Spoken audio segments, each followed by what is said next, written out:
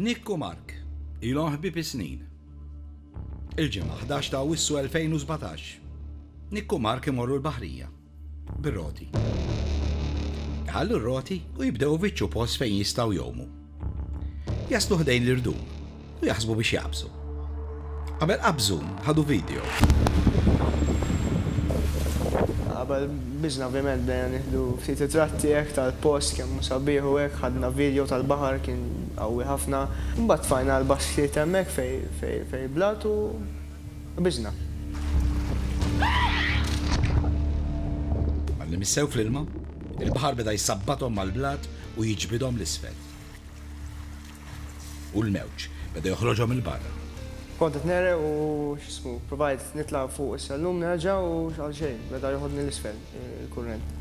It kept on dragging him down to the cliffside, tipo like cutting his hands and feet and stuff. Meta Nick lemaħ lil Mark jinġar mill-mewġ, mill-ewwel qallu biex ineħħi ħwejġu, jarmi l-goggles u jintefa' wiċċu l fuq u jersaq lejh. U beda joħroġ il-barra Mark għatlu neħi l-ħwejġ, neħi kollox u għod fuq darek u ħares fuq. Għalli jekk tara xi kurrent ġej, tista' tieħu nifs ovvjament. Għatlu ejja oqsejja, ejja morru mal-kurrent. F'daqqa waħda jaraw ħabel.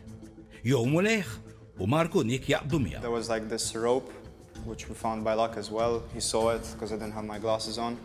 We were trying to hang on to it. Iżda ftit wara jinqata'. And I pulled a bit too hard and it fell off. U reġgħu spiċċaw jitqabdu mal-mewġ feroċi. When we were a bit out in the sea and he's like, "Sorry, Mark," I'm like, it's like, "Don't tell me that, bro." It was really, I didn't know what to say anymore, like. Imbagħad jimħuar fil-bot. Wasalna fejn il-cave u rajna dal-ħabel blu. U tlajna fuq, sibna post hekk mal-ġemp li stajna norqdu, imma ma kienx komdu ovvjament, kien blat hekk. Like from hour to hour, like we'd say they'd probably find us, then the next hour we'd say, "I don't think so, man." Fl-għar Nick u Mark jaħsbu se qattaw ftit ħin sakemm jaraw xi dgħajsa u ssalvhom. Bdew jittamaw li jiġi xi ħadd. Qed nirrelaxjaw hekk naħsbu fuq li ġara, ovvjament.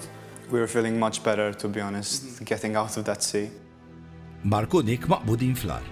Jafu li jekk jaqbżu fil-baħar jerqu. Jibdew jaħsbu fil-ġenituri, fil-ħbieb. Jekk hu sebqgħu ħajjin. Like everything, like as soon as I closed my eyes, I was thinking about all the memories I had since when I was born. Thinking about my family, my friends, the people I used to know that I'm not close with anymore. Just the good times we had and stuff. Fuq il-kelb tiegħi missieri, ommi, kulħadd. Jekk qatt ħanerġa' nittrejnja, qatt ħanerġa' noħroġ, fimt? Issa kienu ilhom fl-art minn sigħat.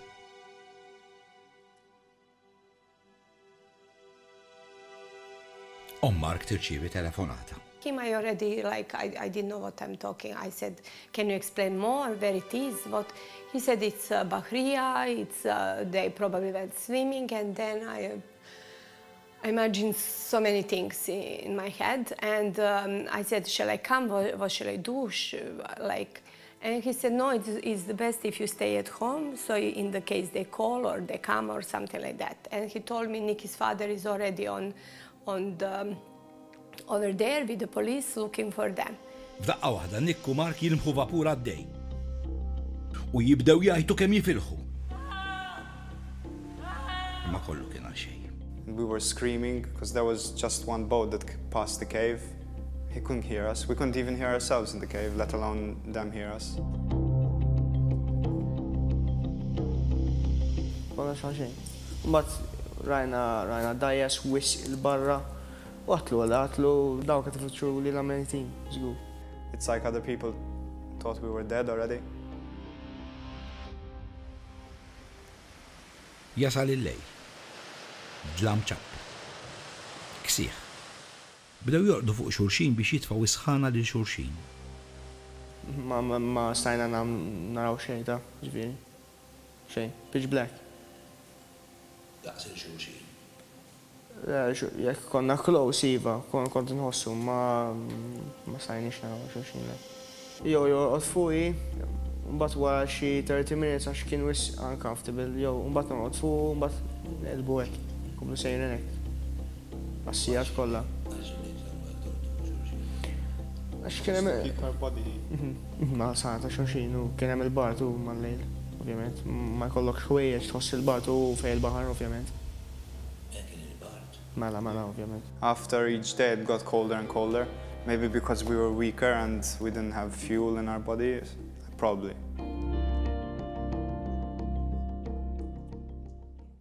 It-tieni jum, il-baħar għadu mqalleb ħafna. Marku nik maqbuda fl-ar. Bla ikel, bla xorb, bla rqat, fil-kesħa, imma mbagħad ilqtih il-qalb. Taħseb fuqhom, xi ftit minnhom bdejt naħseb missieri ġej b'xi dajsek, jgħid li imma xejn ma ġie, ħadd ma ġie.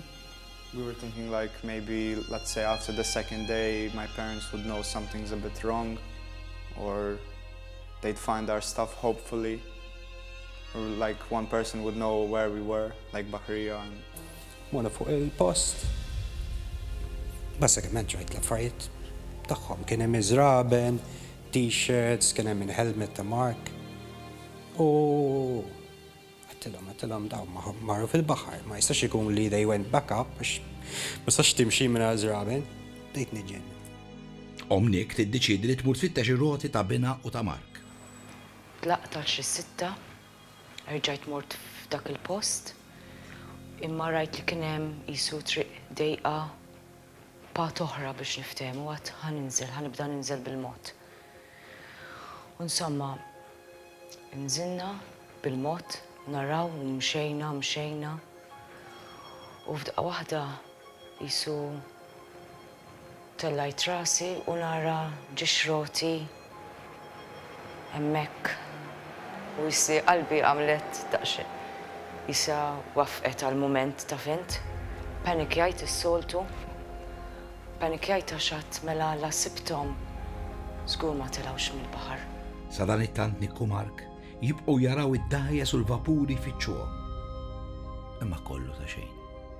Jibqgħu għaddejjin għax hemm barra qed jaħsbuhom mejtin. As the days go by, those boats were passing by, we were screaming, they couldn't hear us. And it's like, am I really dead? Both of us, at some point, we were thought they're dead. I was just hoping they're gonna find their bodies or something, because I need to have a closure. I have to be honest. It-tielet jum, maqbudin ġewwa l-għar. Għatlu wara 3 days ħammutu żgur bla imma. After like 3 days, we were like, they're not gonna find us. Just hekk tkun tistenna li lek tmutu. Naqsek. Tajt dan l-aħħar jum, naqsek. Mhux ħankun hawn iktar. Mhux just titlef l-emotion kollu. Like we didn't know what to talk about anymore. We just stayed silent for most of the time, just looking out at the sea. It was really bad. Xejn. Jew nordu, jew naqsu l-barra. Naqsek. Jien kelli l-għaċ u kellu l-ġuħ. After like the 3rd day, at like midday, I felt really hungry, but thirsty, not too much. I just kept my mouth closed and breathing from my nose and trying not to move too much, so. Or even trying to keep in my pee and like not piss, so that maybe it, I don't know, keeping me more hydrated in a way. So. Kelli nixrob tiegħi stess jien. Ġifieri mhux xi ħaġa sabiħa. Imma kien dak jew mut. Kont se nixrob l-ilma tal-baħar ma kont naf li jekk tixrob l-ilma tal-baħar tmut żgur. Ġifieri ħadd id-deċiżjoni li nixrob ovvjament il-bew tiegħi. Bla ilma u bla ikel u bla saħħa, Mark u Nick bdew jisimgħu ħsejjes u vuċijiet li ma kinux hemm. Sometimes I think he's talking to me and I'm like what, Nick? Bdejt nisma' leħnu ngħidlu what Mark? What? Tibda tara l-affarijiet u tisma' ħossijiet li mhux hemm din. Mbagħad meta torqod tala għajnejk tibda jissek, tibda tara l-affarijiet tibda tħol mill-ewwel fuq l-ilma jew fuq l-ikel jew fuq ommok. Għall-ħares Mark u Nick ma kellhomx il-xulxin. It-tnej żammew lil xulxin milli jagħmlu suwiċidju. Kont les biex noqtol lil nifsi. Konna naħseb kien hemm ġebla hekk, konna naħseb jew ngħidu biex joqtolni bih jwaqgħu fuq rasi jew xi ħaġa. I wouldn't take another life of a living being, to be honest. I started crying and like asking him why and like to keep strong and just for a few more days. Meta beda jaqtalbu, bdejt tieħu l-kuraġġ jien u mbagħad meta bdejt naqtalbi jien beda jtini l-kuraġġ u kien xi ħaġa sabiħ ukoll u speċjali hu. Ir-raba' jum, il-baħar jidher li beda jikkalma. Jiddeċiedu li jerġgħu jaqbżu jgħumu lejn it-taraġ. Omna fil-5 ta' filgħodu biex nbidlu l-pożizzjoni ta' kif konna t-nordu, ovvjament. We didn't hear the waves as much, so then we just looked up. Bizna, għatlu jenom l-ura staircase. Ma li konna n-nomu, diġa kien ġej kurrenti ieħor. Ħassew il-kurrent jiġbidhom, jagħmlu s-salt u b'kuraġġ jippruvaw jigranfaw mal-irdum. It was cutting our hands, but we're like, it's either that or we get pulled by the current. Meta qabat ma' xismu ma' klif, diġa kien ġej il-mewġ u ġi prova kważi jarrit. U tlajna. L-ewwel tlajt jien fuqha. He was in front of me and I was following. Tajtu si biex jitlgħu wkoll biex jużhom. Because it was like pulling me back already and I was trying to hold on. Meta nara dawn ir-ritratti on the cliffs, ngħid kif jista' jkun. Kellhom il-guts biex jitlem fuq on those cliffs. And what they went through in the cave. Waħedhom. Imma kienu bla saħħa biex jitilgħu sem fuq. Granfati mal-irdum Mark u Nick jirbħu raġel jistat fuq il-blat. Tlajna halfway u rajna xi ħaġa. Sibt li kien xi ħaġa li qed ġol ilma xi ħaġa ħamra u għalli dak raġa għajjatlu ġi. U f'xi ħin bdejt nisma' għajjat u jisni ma tajtx każ għall-bidu għax ġieli nisimgħu xi tajra jew xi gawwija tajjat u twerżaq. U rġajt smajt il-leħen. U mbagħad ersaqt viċin iżjed. Help, help, help. Jien xi nersaqt viċin tagħhom. Jien kontijat, naħseb kontijat over 100 meters il-bot minnhom jien. Voldiri bej il-baħar qawwi u hekk ma nafx kif smajthom. Voldiri. Insomma, meta smajthom ersaqt viċin kemm stajt u rajthom, sputjajthom. Sakemm is-sajjied tela iġib lajnuna, Nick u Mark jintlew bil-kuraġġ. X'għandna ċans ieħor u ngħixu. Mbagħad ġie l-fisherman tagħna li kellu hekk tagħna l-ilma biex nixorbu. Mbagħad ċempel it-telefon u għaluli nasab sabuhom it-tfal. Il-helikopter għall-issa għalli ħaniġu fuq il-post hemmhekk għalli hu appena tindika tal-helikopter aqbad xi ħaġa u xejjer biha biex speċi aħna narawk. U hekk għamilt. Dak il-moment ma stajtx nemmen ġifri u meta smajta, the first thing I said was għadhom ħajjin it-tfal. Naħseb ħajjin. And I just sat down on the bench giving thanks that they were found, but we'd seen an ambulance go flashing by when we were in Rabat and a police car, and then I thought, the ambulance doesn't go flashing by unless they're alive, so...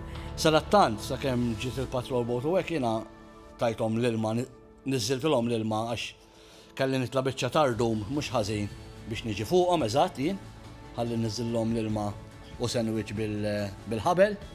Bad ġewlina l-FM bid-dajjes u hekk. Then we went a bit down, jumped into the sea. They put life vests on us and put us back on the boat. Issa qed toħlom bażikament. Ma kelli xejn nagħmel iżjed uħlif insegwi dak li qed jiġri.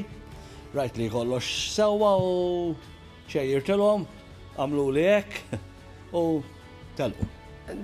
The best moment actually it's when somebody, I don't even remember anymore who, gave it to him a phone when he was in ambulance and he told me, hi mom, and I knew everything is fine. Għaset nemmen xorta ġifiri, u għadni bix-xokk ta' kollox. Few days ago I was thinking I'd lost him forever, Bisawijat. U għet jitħaq u ma s-nistanem li għalli. L-ħajja tiegħi kien spiċċa ġifri minna. Għalek għandi daqshekk xokk ġifri jataw. Minnaħa l-oħra, Mr. Mark li kien imsiefer fuq xogħol ġilura preparat għal funeral ta' ibnu. He was abroad. He came as soon as he heard the news. He had like a suitcase full of funeral stuff because he thought I was dead. And like it was the first time I saw him cry, so I like burst out in tears. Jina tajt qalbi u jisu l-bambin reġa tani tifellura ta' fint għax ħsibt li mux ħanaraħ. We are all happy now and together. It's the most important thing.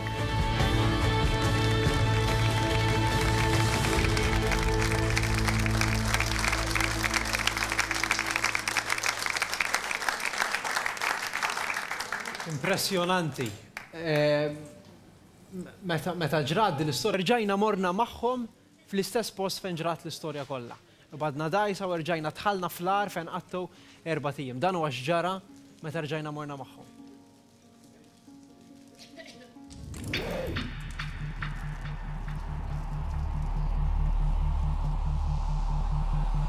Aħna iltqajna ma' Nikku Mark ftit wara li ġew salvati.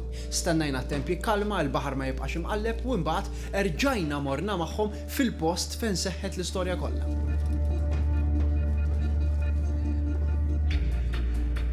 Nżilna minn hemm fuq semmis fil-bir-rota. Domna xi 15 minuta. Insomma poġġejnihom hemmhekk fejn dik il-ġebla hemmhekk. U mbagħad bdejna nitilgħu. Fejn ħallejtu r-roti u fejn sabithom il-ma. Eżatt. U mbagħad bdejna nitilgħu minn dik il-ġebla hemmhekk u bdejna nimxu. Insomma. Mxejna kollha, dik il-biċċa kollha.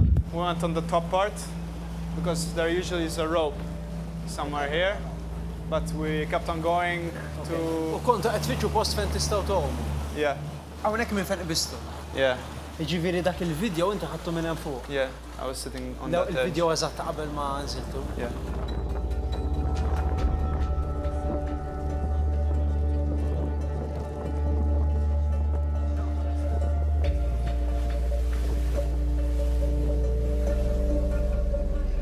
U bistu hawnhekk. We jumped here. As soon as we jumped, a big wave came and just started drowning us. Then Nicky tried to get up, but as soon as he touched the stairs, the wave dipped and it went like 1 story down and he got dragged down by the rocks. Beda jaqlakom il-barra. Il-barra wkoll. But it was also better to go outside because the water would have smashed us against the rocks. Jiġifieri inti nik bistu hawnhekk, waqgħu eżattament. Biżna flimkien. U mbagħad inti provajt Nitla minn hemm u beda ovvjament l-ilma beda jitla sehem fuq, ġifieri meta malli jinżel bdejt ninżel jien ġol ilma, bdejt nera ġifieri.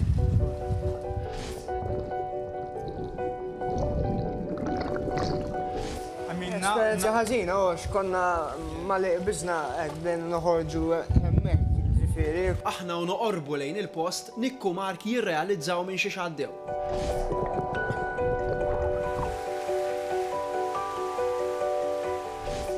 The place is still beautiful, but a bit haunting, especially that area where we jumped from. Kollok il-memorja ħsiena u. Yeah. Kollok il-memorja ħsiena.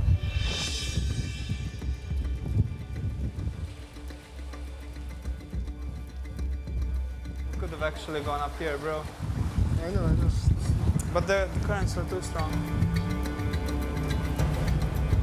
Oh my God, why? That was actually a good spot to get up from. We should have swam here. Nibdew noqorbu lejn l-ar. L-ar li huma kienu qed jgħixu fih sa ftit jiem qabel.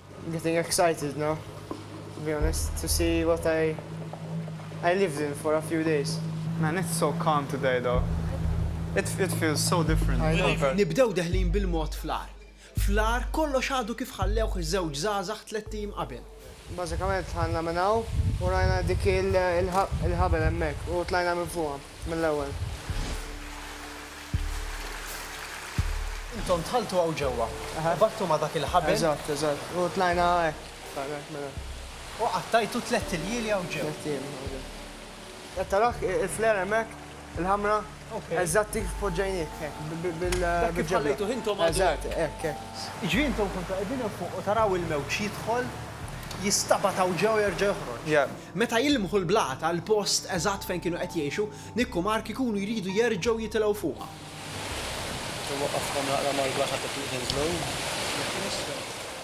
This is like going down memory lane. Memory lane doesn't seem so...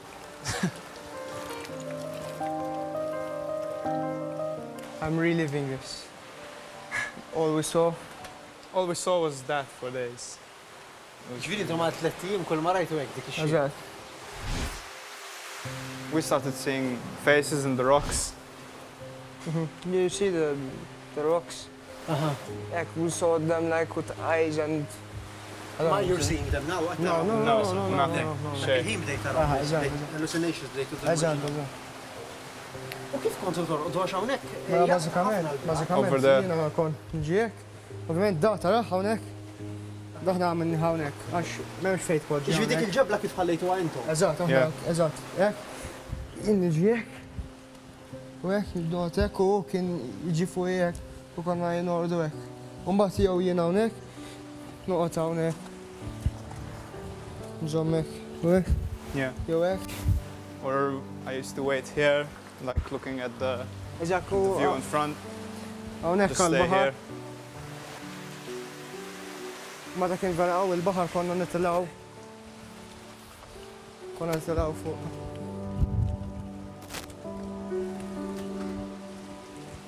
Konna nitilgħu hekk. Saw fuq.